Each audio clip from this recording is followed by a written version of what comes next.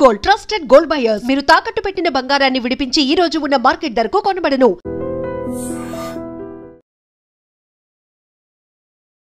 మొదటగా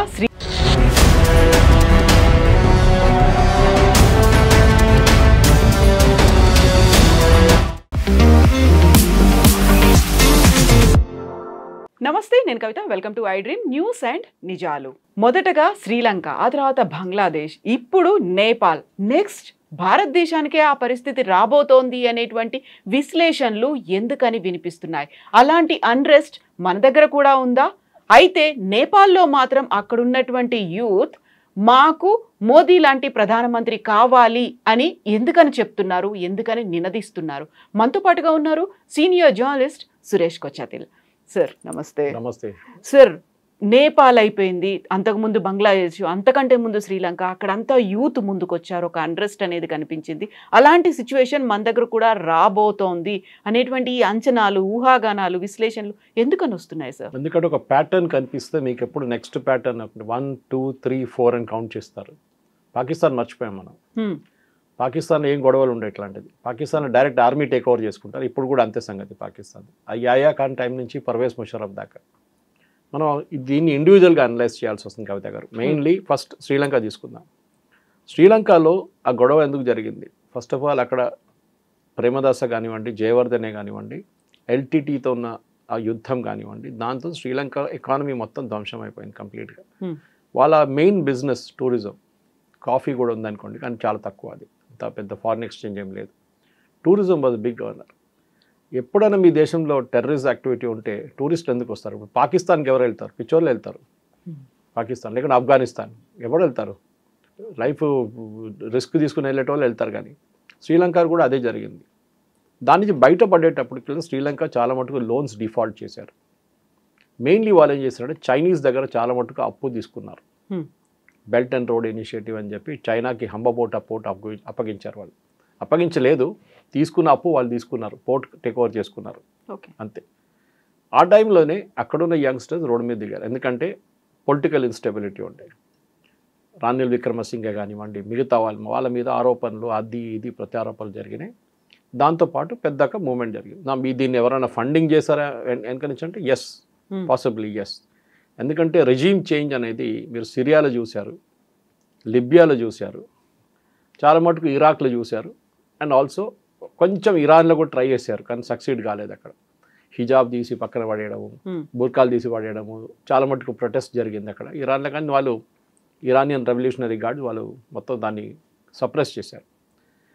శ్రీలంకలో జరిగిన తర్వాత ఇప్పుడు చెప్పండి, శ్రీలంకలో ఏమైనా గొడవ జరుగుతుందండి?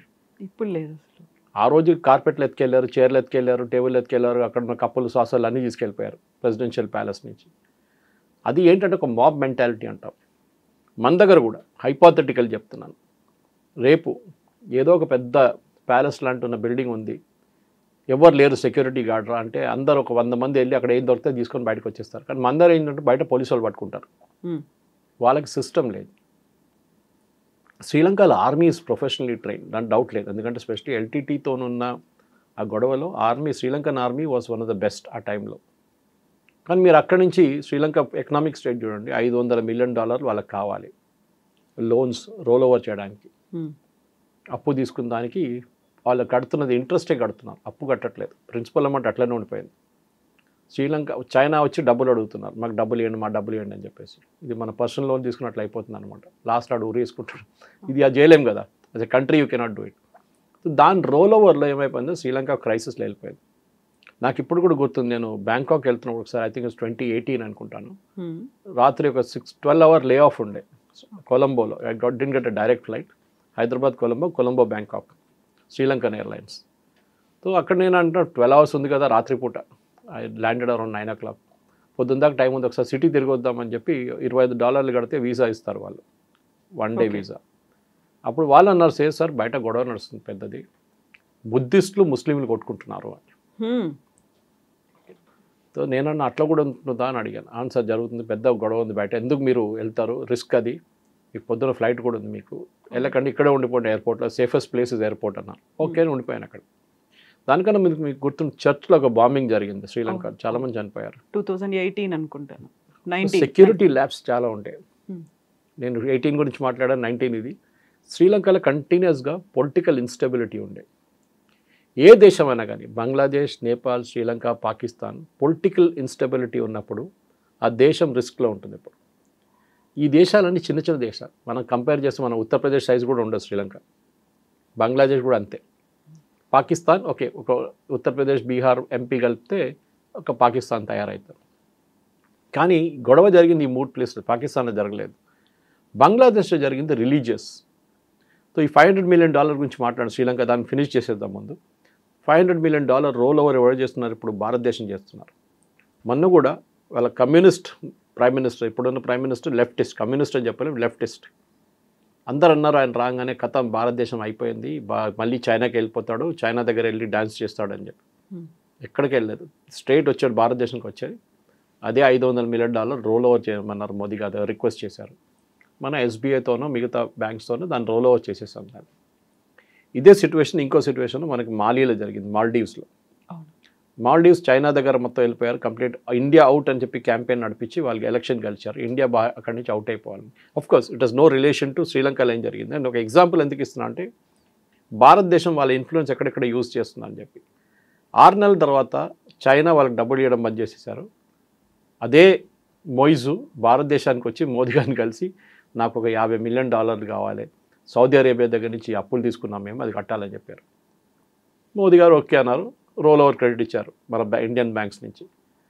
నెక్స్ట్ ఒక 2 నెలల తర్వాత వచ్చి మళ్ళీ నాకు ఇంకో $50 million కావాలన్నారు. సరే ఇచ్చేద్దాం. మళ్ళీ ఇదన్నీ లోన్ కదా, ఎప్పుడో ఒక రోజు తిరిగి వస్తుంది. కానీ మనం కండిషన్ పెట్టాం, మా ఇండియన్ నేవీని తీసేయమన్నారు కదా, వాళ్ళు అక్కడే ఉంటారు, మీరు మాట్లాడకండి, మేము కూడా మాట్లాడాం. డార్నియర్ ఎయిర్క్రాఫ్ట్ కానీ మన హెలికాప్టర్ ఎక్కడ ఉంది, చైనాని వాచ్ చేయడానికి. వీళ్ళందరూ తీసేయాలని చెప్పి చేపించిన క్యాంపెయిన్ మొయిజుది ఎలక్షన్కి వెళ్ళడానికి. కానీ ఎలక్షన్ తర్వాత సిచ్యువేషన్ మొత్తం మారిపోయింది. బంగ్లాదేశ్కి వద్దాం. బంగ్లాదేశ్ మీరు స్టార్టింగ్ నుంచి చూడండి, బంగ్లాదేశ్ 71 క్రియేషన్ చెప్పొచ్చు మనం. దానికన్నా ముందు పాకిస్తాన్ చేతిలో షేక్ ముజీబుర్ రెహమాన్ చంపింది మొత్తం ఒక కాన్స్పిరసీ ఉండే. దాంట్లో మన ఫెయిలియర్ చాలా పెద్దది. రీసెర్చ్ అండ్ అనాలిసిస్ వింగ్కి ఒక 2 రోజుల ముందే ఇన్ఫర్మేషన్ వచ్చేసింది, ముజీబుర్ రెహమాన్ మొత్తం ఫ్యామిలీని చంపేస్తారు వాళ్ళు. అక్కడ ఉన్న కొన్ని టెర్రరిస్ట్ గ్రూప్స్, టెర్రరిస్ట్ అని చెప్పలేము, ఆ టైంలో మిలిటెంట్ గ్రూప్స్ అని చెప్పొచ్చు. బంగ్లాదేశ్లో జరిగింది. మన హెలికాప్టర్ పంపించినా కానీ the helicopter didn't reach in time and Mujibur Rahman గారిని చంపేశారు. Only Sheikh Hasina escaped. ఫ్యామిలీలో తన ఒక్కదే, ఆమె I think she was not in Dhaka at that time. అప్పుడు దాని తర్వాత మనం చూసాం రెగ్యులర్గా ఇన్స్టెబిలిటీ. జియావుర్ రెహమాన్ అక్కడ కూడా ఆర్మీ రూల్ ఉండే, మళ్ళీ ఆమె వాళ్ళ హిజ్ వైఫ్ కేమ్ ఇన్. దాని తర్వాత షేక్ హసీనా. సరే అక్కడ ఎలక్షన్ అనేది బంగ్లాదేశ్ కానీ పాకిస్తాన్ కానీ ఎలక్షన్ అనేది నడవదు. అక్కడ మన రాహుల్ గాంధీ ఎక్కడ వెళ్ళి ఓట్ చోరీ అని చెప్పాలి, కానీ ఇక్కడ కాదు అది. అక్కడ ఎవరు కావాలంటే వాళ్ళు చేసుకుంటారు. అట్లా వాళ్ళకి ఎలక్ట్రానిక్ ఓటింగ్ లేదు, ఏం లేదు, బ్యాలెట్ పేపర్. ముందు బీహార్లో ఎలక్షన్ ఎట్లా నడుస్తుంటే అట్లనే ఉంటుంది. అని వేసి చాప్ కొట్టేసి వేస్తూనే ఉంటారు డబ్బలో. షేక్ హసీనా చేసిన చాలా తప్పులు ఉన్నాయి, దాంట్లో డౌట్ లేదు. కానీ బంగ్లాదేశ్ నడిపించాలంటే మీరు ఒక డిక్టేటర్ కావాలి మీకు. అక్కడ మనలా కాదు, డెమోక్రసీ కొంచెం ఎక్కువైపోతే కూడా ప్రాబ్లం అవుతుంది. సో అక్కడ Sheikh Hasina became a dictator. దాని వ్యతిరేకంగా అక్కడ ఉన్న ప్రజలు, అఫ్కోర్స్ ప్రొటెస్ట్ ఢాకా యూనివర్సిటీ నుంచే స్టార్ట్ అయింది అనుకోండి. ఇన్ఫ్యాక్ట్ 71లో మన బంగ్లాదేశ్ లిబరేషన్ స్టార్ట్ అయినప్పుడు కూడా ఒరిజినల్ ప్రొటెస్ట్ స్టార్ట్ అయింది ఢాకా యూనివర్సిటీ నుంచే. అప్పుడు కూడా యంగ్స్టర్స్ ఉన్నారు. సో మనందరూ జెన్జీ అని ఒక వర్డ్ యూజ్ చేస్తున్నారు వీళ్ళందరూ. It's మిస్కన్సీవ్డ్ word. జెన్జీ కాదు ఇది. ప్రాబ్లమ్స్ డిఫరెంట్స్ ఉన్నాయి. బంగ్లాదేశ్లో రిలీజియస్ ఒక టాప్లింగ్ ఉండే, అది అంటే భారతదేశం వ్యతిరేకంగా చేశారు. దానికోసం షేక్ హసీనా దుబాయ్కి వెళ్ళలేదు. ఆమె హిండన్ ఎయిర్ ఫోర్స్ బేస్కి వచ్చి పంజాబ్ దగ్గర, ఢిల్లీ దగ్గర, అక్కడి నుంచి she came back to wherever she is no. We don't know. మనకు ఇండియాలో ఉంది కానీ ఇండియన్ ఆర్మీ ప్రొటెక్షన్లో ఉన్నారు, ఇండియన్ గవర్నమెంట్ ప్రొటెక్షన్లో ఎక్కడ ఉందో మనకు తెలియదు. ఎందుకంటే ఒక టైంలో నేను చెన్నైలో చదువుతున్నప్పుడు, మెడ్రాస్ అప్పుడు, మా కాలేజ్ తరామణిలో ఉండే, హోటల్ మేనేజ్మెంట్ కాలేజ్. అక్కడి నుంచి ఒక కిలోమీటర్ దూరంలో ఒక పెద్ద బిల్డింగ్ ఉంది అడయార్ వైపు, ఇందిరానగర్ అని దాని పేరు. బకింగ్హామ్ కెనాల్స్ నుంచి క్రాస్ చేయగానే ఇందిరానగర్ స్టార్ట్ అయింది. అక్కడ పెద్ద ఒక బిల్డింగ్ ఉండే. దాని పక్క నుంచి ఎవరిని వెళ్ళనియరు. ఈవెన్ 300 మీటర్ దూరం కూడా ఎవరిని వెళ్ళి, మొత్తం ఇండియన్ ఆర్మీ గార్డ్ చేస్తున్నారు దాన్ని. ఎవర్రా అని చెప్పి మన తర్వాత మేము అనుకుంటే దాంట్లో వెల్లుపిల్ల ప్రభాకర్ ఉన్నారు దాంట్లో. That time he was being trained by India. అది సపరేట్ స్టోరీ. వేలుపిల్ల ప్రభాకర్ని మనం భస్మాసుర్ లాగా తయారు చేసాం, మన తల మీద తీసుకొచ్చి చేయబెట్టాడు లాస్ట్లో. వేలుపిల్ల ప్రభాకర్కి ట్రైనింగ్ మన హిమాచల్ ప్రదేశ్లో ఇచ్చాం. ఇదే ధను రాజీవ్ గాంధీని చంపిన ధను కూడా అక్కడ ఉండే అదే టైంలో ట్రైనింగ్లో. మనం చేసిన అది దట్స్ కాంగ్రెస్ చేసిన పెద్ద ఒక తప్పది. Bangladesh finish story. Sri Lanka was a more of economic, Bangladesh political come religious. హిందువుల మీద అత్యాచారాలు, హిందూ టెంపుల్స్ ధ్వంసం చేయడం, హిందూ ఫ్యామిలీస్ని చంపేయడం అంతా జరిగింది. ఒక ట్విన్ ఏం ఉండే అక్కడ జమాయితే ఇస్లామీ అక్కడ డామినెంట్ బ్యాక్గ్రౌండ్ ఫోర్స్. ఎలక్షన్లో వాళ్ళు పోటీ చేయరు కానీ వాళ్ళు ఇట్లాంటి పనులన్నీ చేస్తారు, ధ్వంసం చేయడము, గుడ్లను పాలగొట్టడం అంతా వాళ్ళ పని, వాళ్ళ స్పెషాలిటీ అది. షేక్ హసీనా సీన్ నుంచి బయటకు వచ్చేసింది. అండ్ మన అందరికి తెలుసు ఎప్పుడు కూడా బంగ్లాదేశ్ స్టేబుల్గా లేదు. వర్కింగ్ ప్రెసిడెంట్ ఉన్నారు, అంతా ఉన్నారు కానీ మహమ్మద్ యూసుఫ్ కానీ ఆయన కంట్రోల్ చేయలేకపోతున్నారు. వర్కింగ్ ప్రెసిడెంట్ అంటే కాన్సెప్ట్ ఏంటండి? అడ్వైజర్. అడ్వైజర్ చెక్ మీద సంతకం పెట్టగలడా? లేదు కదా. అడ్వైజర్ అయినా అంతే. దానికోసం బంగ్లాదేశ్ ఇప్పుడు కూడా బయటపడలేదు. కానీ బంగ్లాదేశ్కి సపోర్ట్గా వస్తుంది యుఎస్. ఎందుకంటే యుఎస్కి బంగ్లాదేశ్లో బేస్లు కావాలి, నేవల్ బేస్. అక్కడ నుంచి మొత్తం బే ఆఫ్ బెంగాల్ నుంచి మలక్కా స్ట్రేట్స్ దాకా, విచ్ ఇస్ బియాండ్ అండమాన్స్, అక్కడి నుంచి మొత్తం వాచ్ చేసుకోవచ్చు. దానికోసం మయన్మార్లో కూడా యుఎస్ 2 బేస్లు పెట్టుకున్నారు సీక్రెట్గా. అక్కడి నుంచి కూడా చైనాని మొత్తం వాళ్ళు ట్రాక్ చేయొచ్చు అనమాట.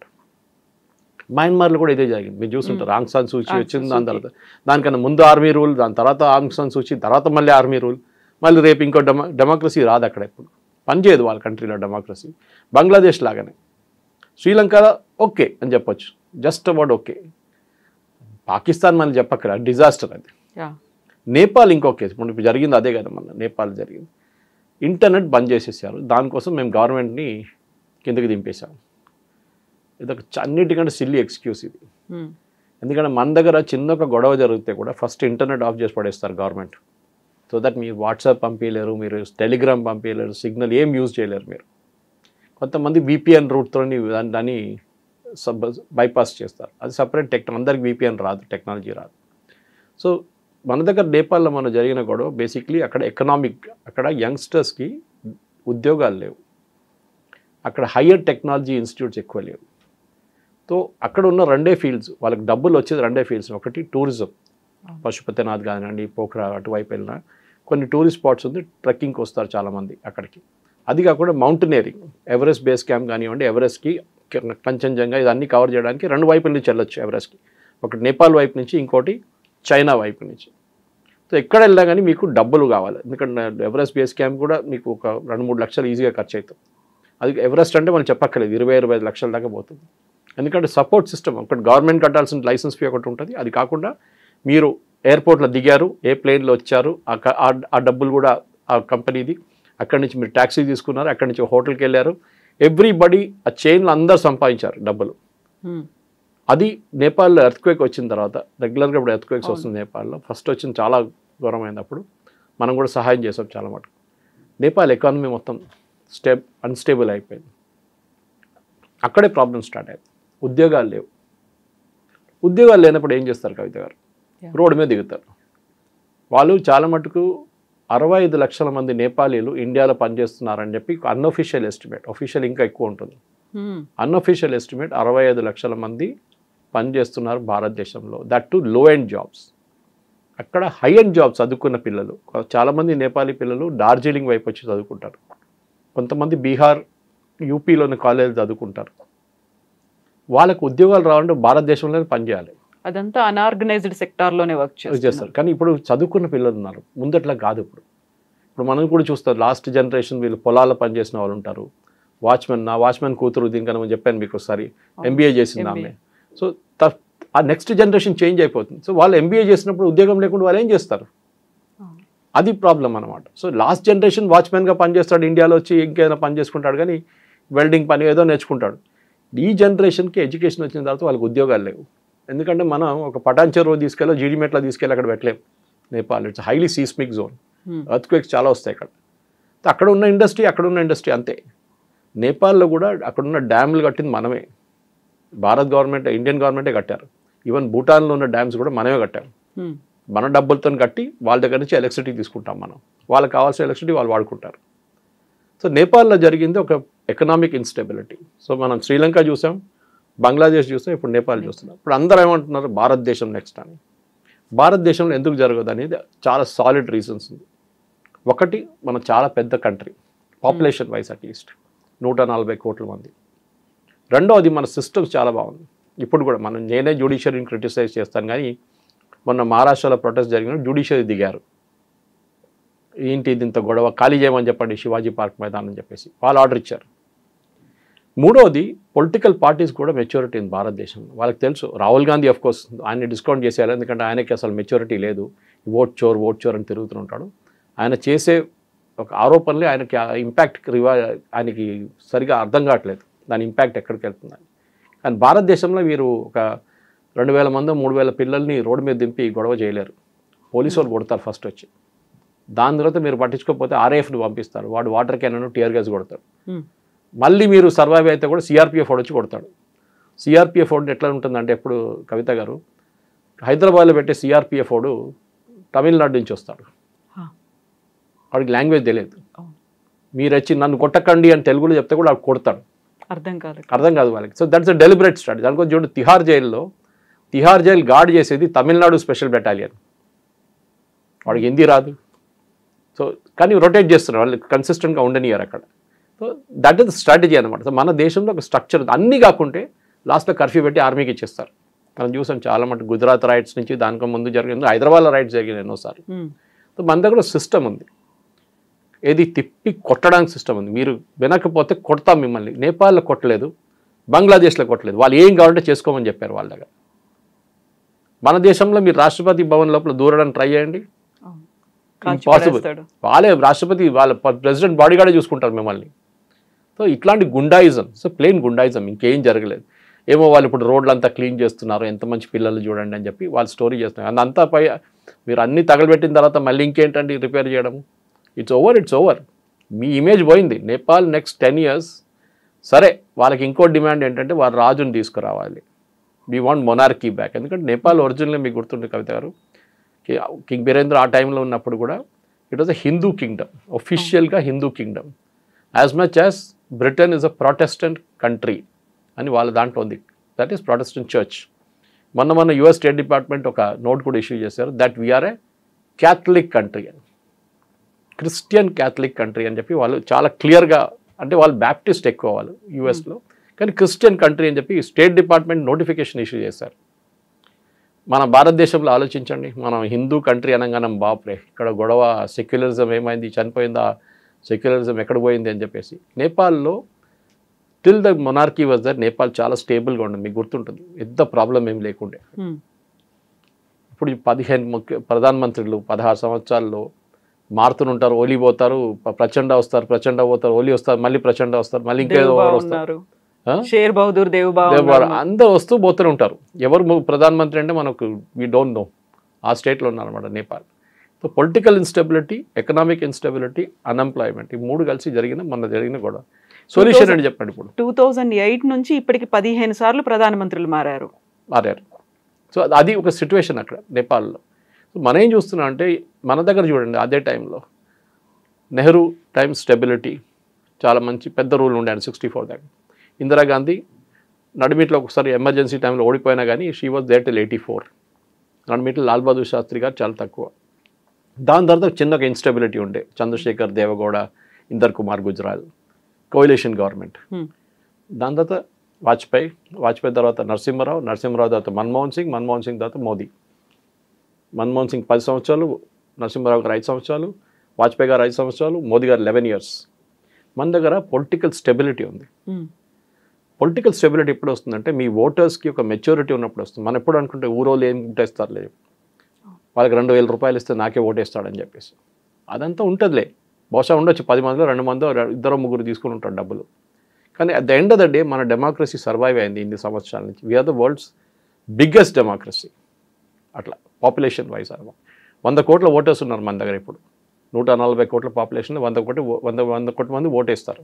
Technical they are capable of voting. అది బంగ్లాదేశ్లో లేదు. మీరు బంగ్లాదేశ్లో లాస్ట్ ఎలక్షన్ ఎప్పుడు విన్నారండి? షేక్ హసీనా గెలిచిన ఎలక్షన్. నేపాల్లో ఎప్పుడైనా ఎలక్షన్ గురించి విన్నారా? శ్రీలంకలో, ఈ భారతదేశంలో ఎలక్షన్ కన్నా పెద్ద పండుగ మన దగ్గర. ఇక్కడ 2024 కానివ్వండి, దాని ముందు 2019 కానీ, దాని ముందు 2014 కానివ్వండి, పెద్ద పండుగలాగా చేస్తారు మన ఎలక్షన్ అనమాట. Entire world watches with this. మొత్తం లోకం చూస్తూనే ఉంటారు ఏం జరుగుతుందో భారతదేశంలో అని చెప్పి. ఎంత స్మూత్గా నడిపిస్తారు ఎలక్షన్ ఇక్కడ అని. ఆ స్మూత్నెస్ మీకు ఎక్కడ లేదు. సో పొలిటికల్ దానికోసం మీరు అడిగిన ప్రశ్నలో ఒక క్వశ్చన్ కూడా అదే ఉండే, మోదీ గారు కావాలి మాకు. అది నేను చూసాను, ఆ వీడియో చూసాను యూట్యూబ్లో. కరెక్ట్, ఎందుకంటే political leadership, strong political leadership ఉన్నప్పుడు ఏ దేశమైనా బయట ఉన్నప్పుడు ట్రంప్ కూడా భయపడ్డాడు మోదీ గారితో. హీ న్యూ దట్ మోదీ గారిని ఇంత ట్విస్ట్ చేయలేము, మెక్సికోని చేసినట్టు, కెనడాని చేసినట్లు, వియట్నాం చేసినట్టు మోదీ గారిని మనం బ్లాక్మెయిల్ చేయలేము, లేకుంటే ఆయన మీద ప్రెషర్ పెట్టలేము అని తెలిసిపోయింది వాళ్ళకి క్లియర్గా. సో ఇప్పుడు మెచ్యూర్గా మాట్లాడుతున్నారు. దండమెట్ల నవారోనో వాళ్ళెవరో వచ్చి లేనిపోయిన బ్రాహ్మిన్స్ బిజినెస్ చేస్తున్నారు ఇండియా అని చెప్పి స్టేట్మెంట్ అని ఇచ్చారు. సో మనకు పొలిటికల్ స్టెబిలిటీ చాలా ఇంపార్టెంట్. మనం ఎప్పుడు గ్రాస్ ఈజ్ ఆల్వేస్ గ్రీనర్ అది అదర్ సైడ్ అంటారు ఇంగ్లీష్లో. ఇక్కడ కూర్చొని బ్రిటన్ చూడండి, యూఎస్ చూడండి అంటాం. మీరు బయటికి వెళ్ళి ఇక్కడ చూడండి, భారత్ జీడిపి 7% తక్కువ ఉంది, మన 6.57 ఉంది. ఎకనామిక్ స్టెబిలిటీ ఉంది, మనకి $700 బిలియన్ ఫారిన్ ఎక్స్చేంజ్ మన దగ్గర ఉంది. స్టాక్ మార్కెట్ స్టేబుల్గా ఉంది. All are institutions are working well. సరే అక్కడిక్కడ ప్రాబ్లమ్స్ ఉంటాయి, ఏ దేశంలో లేదండి అది. ఇంత పెద్ద 140 కోట్ల మంది ఉన్న దేశం డెఫినెట్లీ ప్రాబ్లమ్స్ ఉంటుంది. కొంతమంది అంటారు ఇంకా పావర్టీ ఉందంటారు, తినడానికి మనుషులు తిండి లేదంటారు. 80 కోట్ల మందికి రేషన్ ఇస్తున్నారు ఫ్రీగా. ఏ దేశం ఇస్తారు చెప్పండి? వాళ్ళు పాకెట్ నుంచి ఖర్చు పెట్టేపోయే 3,000 రూపాయలు, 4,000 రూపాయలు, 5,000 రూపాయలు బియ్యం కొనడానికి, పప్పు కొనడానికి, మిగతా ఐటమ్ కొనడానికి ఇప్పుడు వాళ్ళు సేవింగ్ చేసుకుంటున్నారు. మన పేదోళ్ళ గురించి మాట్లాడుతాం. వాళ్ళకి ఆ సేవింగ్ క్యాష్ ఉంటుంది వాళ్ళ చేతిలో. ఒకరోజు పనికి పోకపోతే కూడా మీకు బియ్యం ఇంట్లో ఉంది. So that is the stability that you need to bring. Economic stability ఒకటి. దానికోసం మోదీ గారికి చాలా కొంతమంది కావాలంటే దీంతో కామెంట్ వచ్చి కొడతారు, మోదీ సురేష్ కోచ్ అట్లా ఆర్ఎస్ఎస్ మనిషి అని చెప్పేసి. No problem. కానీ మనం బయట నుంచి చూస్తున్నప్పుడు తెలిసిపోతుంది స్టెబిలిటీ అంటే ఏంటి. ఒక స్టేబుల్ ప్రైమ్ మినిస్టర్ ఉండడం చాలా ఇంపార్టెంట్. ట్రంప్ని చూసి చాలామంది నవ్వుతున్నారు ఇప్పుడు, ఎందుకంటే ఈజ్ అన్ప్రెడిక్టబుల్. ఒకరోజు ఒకటంటాడు, పిల్లి నల్లదంటాడు, నెక్స్ట్ అంటే కాదు కదా ఆ పిల్లి తెల్లదంటాడు. మారిపోతుంది ఆయన డైలాగులు అన్నమాట. మోదీ గారు అట్లా కాదు, మోదీ గారు స్టేబుల్గా ఫంక్షన్ చేస్తున్నారు. ఇక్కడ ముందు మన్మోహన్ సింగ్ గారు కూడా చేశారు, కానీ అంత పవర్ లేకుండా ఆయన దగ్గర, మోదీ గారి దగ్గర ఉన్న డిసిషన్ మేకింగ్ పవర్ లేకుండే. ఎందుకంటే decision making power Sonia Gandhi దగ్గర ఉండే. సో ఆ ఒక స్టెబిలిటీ భారతదేశంలో ఉన్నప్పుడు దాకా మనకి నేపాల్లో జరిగింది కానీ, శ్రీలంకలో జరిగింది కానీ, దాని తర్వాత బంగ్లాదేశ్లో జరిగింది, ఎక్కడ మన దేశంలో జరగదు. That is taken for granted. అన్నిటికంటే important, before I miss the point is, మన ఆర్మీ ఈజ్ పొలిటికలీ న్యూట్రల్. ఇవాళ దాకా మన ఆర్మీ ఏ పొలిటికల్ ఇన్సిడెంట్లో కూడా వాళ్ళు ఎప్పుడు వైలేట్ చేయలేదు. ఆపరేషన్ బ్లూ స్టార్ టైంలో కొంచెం ప్రాబ్లం ఉండే సిక్ రెజిమెంటల్ సెంటర్లో, అది కానీ అది సార్ట్అవుట్ చేసుకున్నారు అప్పుడే. కానీ మన ఆర్మీ ఎప్పుడు ఇంటర్ఫియర్ కారు. ఇవాళ దాకా మీరు ఏదో భూకంపం వచ్చినా కానీ, వరదలు వచ్చినా కానీ ఆర్మీ వాళ్ళు కనిపిస్తారు. వాళ్ళు అదర్వైజ్ సివిలియన్తో వాళ్ళకి ఎక్కువ టచ్ ఉండదు.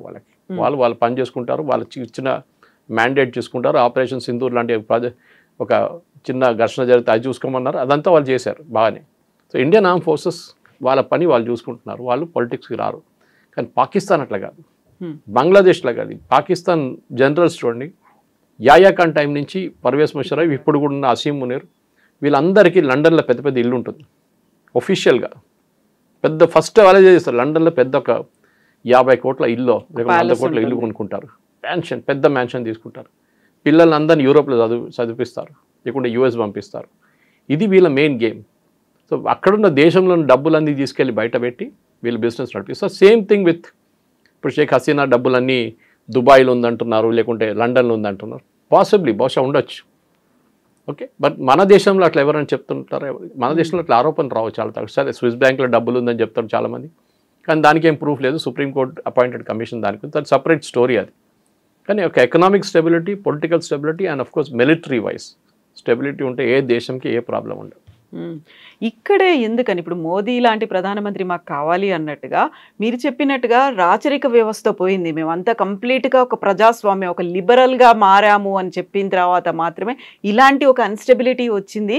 అందుకే మాకు మళ్ళీ రాజరిక వ్యవస్థ కావాలి, మాకు మళ్ళీ రాజులు కావాలి అనేటువంటి ఆ డిమాండ్, హిందూ రాష్ట్రంగా చేయాలి అనేటువంటి డిమాండ్, ఇన్ని రకాల డిమాండ్లు ఎందుకని బయటకు వస్తున్నాయి? స్టెప్ బై స్టెప్ చూద్దామండి. హిందూ రాష్ట్రం ఎందుకు? హిందూ రాష్ట్రమే ఉన్నారు కదా ముందు. అవును, మహారాజు ఆ ఫ్యామిలీని చంపేసిన తర్వాత ఫస్ట్ నెక్స్ట్ వచ్చిన గవర్నమెంట్ ఏమన్నారు, we're a secular country, we're no longer a Hindu country. ఆ రోజు ప్రాబ్లమ్స్ మొదలైంది నేపాల్ది. ఎందుకంటే నేపాల్ ఎప్పుడు కూడా చూడండి, వాళ్ళ ప్రధానమంత్రి, ఇప్పుడు కాబోయే ప్రధానమంత్రి, she was chief judge something like that.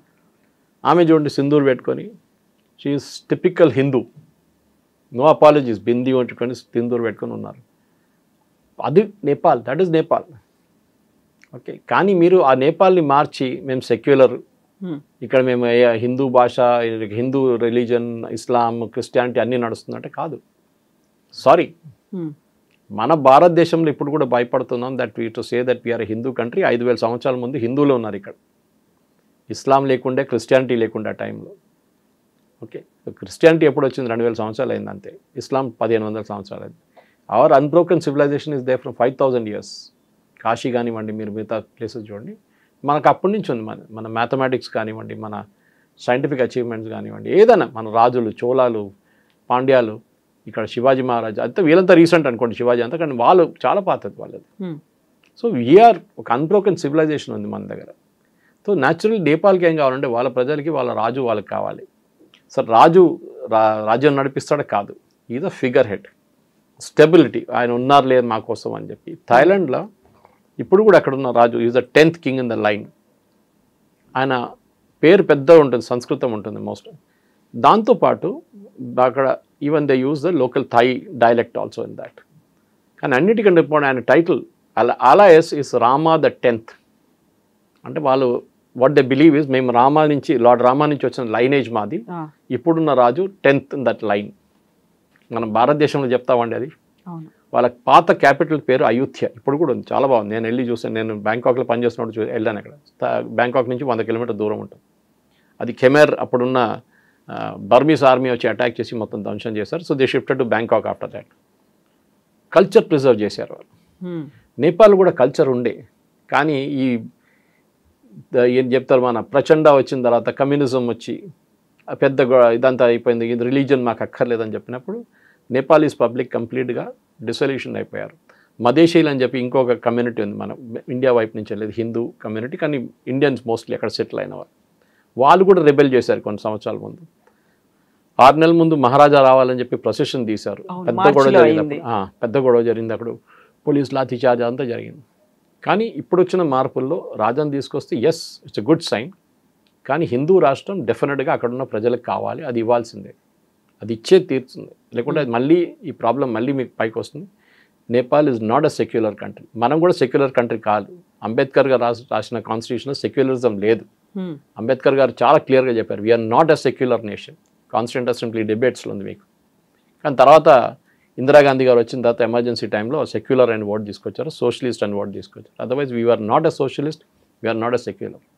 Hindu రాష్ట్రం అంటే ఎస్ అని చెప్పొచ్చు, ద సేమ్ టైం మనం ఓవర్లీ అవుట్వర్డ్లీ చెప్పలేము. ఎందుకంటే ఇండోనేషియా తర్వాత అన్నిటికంటే పెద్ద ముస్లిం పాపులేషన్ ఉన్నది మన దగ్గర, పాకిస్తాన్ కాదు. మనకి అప్పుడు కూడా ఆర్గనైజేషన్ ఇస్లామిక్ స్టేట్స్లో మనకు ఒక ప్లేస్ లేదు, చోట లేదు మనకి. Even though we have the second biggest Muslim population in the world today. సరే, సో భారతదేశం అనేది ఒక మైక్రోకాజం. అంటే హిందువులు కానీ, క్రిస్టియన్స్ కానీ, జైన్స్ కానీ, బుద్ధిస్ట్ కానీ, వీళ్ళందరూ ఉంటారు.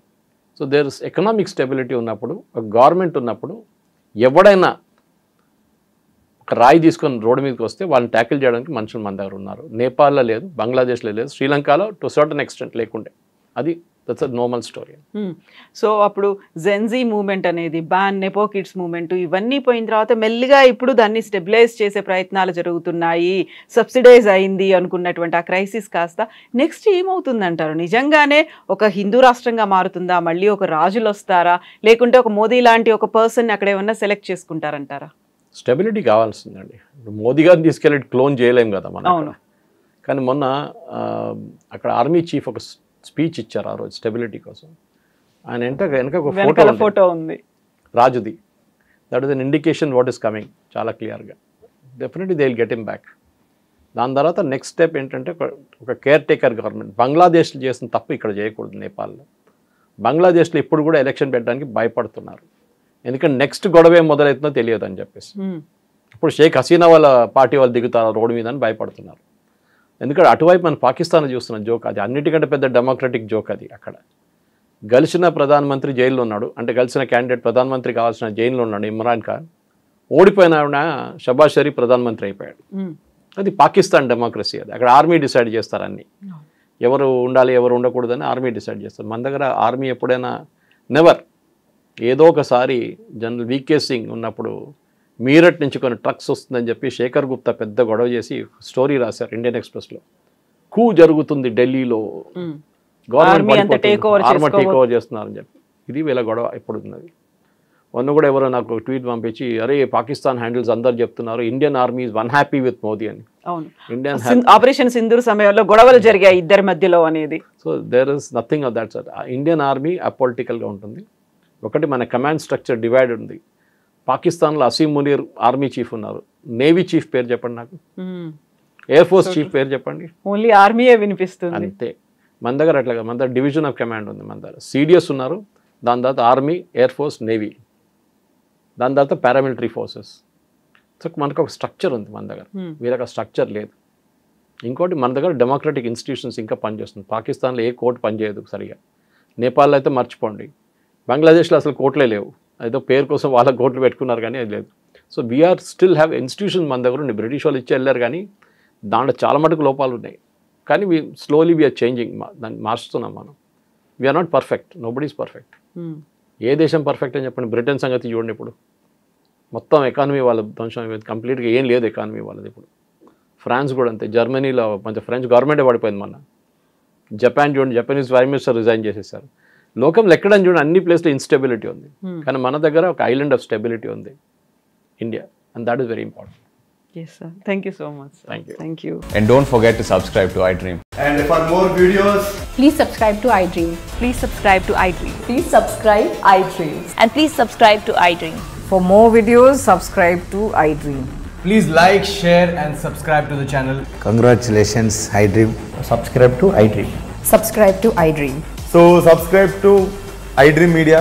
iDream ki iDream team andarki huge congratulations. Please subscribe iDream Media. Please subscribe to iDream. Subscribe iDream. Please subscribe to iDream. iDream అంటే నా కళల ఛానల్ సబ్స్క్రైబ్ చేసుకున్న నోరు తిరుగుతలేదు, మీరైతే గంట గుర్తు కొట్టండి. For more such videos, please subscribe to iDream.